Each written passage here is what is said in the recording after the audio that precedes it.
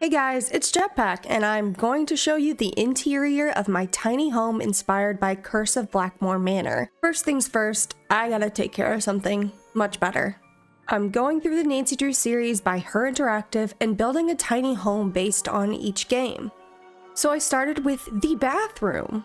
I noted in my last video that this build was kind of inspired by a place for Mrs. Drake to stay, like a summer cottage for her. I thought this little vintage washing board was such a cute touch for the bathroom, and the majority of the clutter that I used were plants. I fell in love with this wallpaper. It's so good. I ended up using it in a lot of the rooms in this build. I added tissues in the bathroom for Mrs. Drake's allergies. And I also feel like Mrs. Drake is a tidy enough person to be able to use these shelves in the bathroom. Me, for example, I need everything hidden because I am a mess. I am a rat in human skin. But anyway, I moved on to the bedroom and I thought this was a cute little feel, some flowery wallpaper, some green for the plants that Mrs. Drake loves. And then I started looking at the layout of the build and I wanted the kitchen back in the right. And having a bathroom off the kitchen isn't ideal in my opinion. It's fine. It's convenient.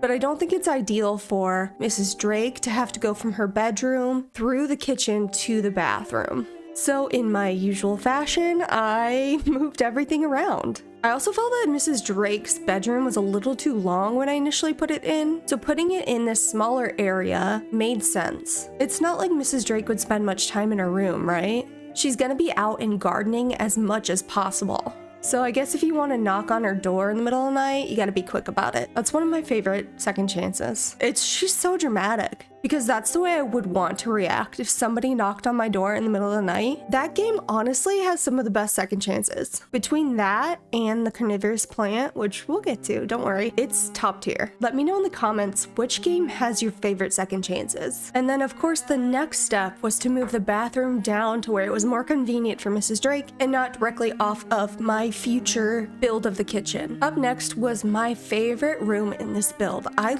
love the way it turned out. It's the kitchen. I initially wanted to use yellow cupboards, but look how cute this green is with this wallpaper.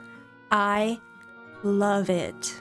That's a skill I wish I had. To put up wallpaper, I'd be putting it up everywhere. But anyway, this is the kitchen / dining room. So I'm trying to keep the cottage element, but also bring in some of Mrs. Drake's more elevated, refined, classy tastes.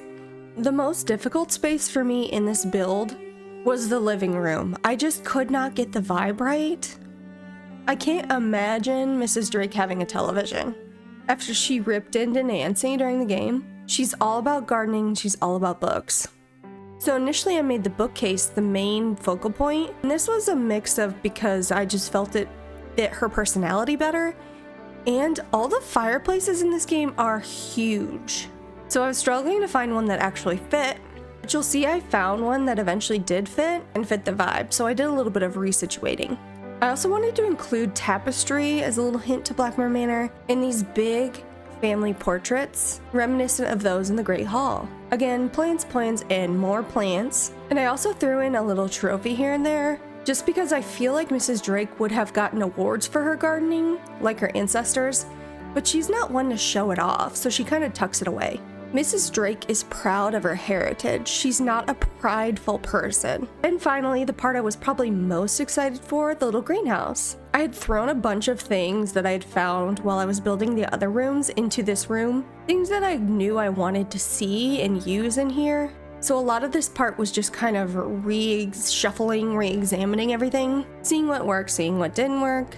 And I ended up throwing in her little seedlings, of course. And I think she has an important letter on her desk. I wonder what that's about. Probably nothing.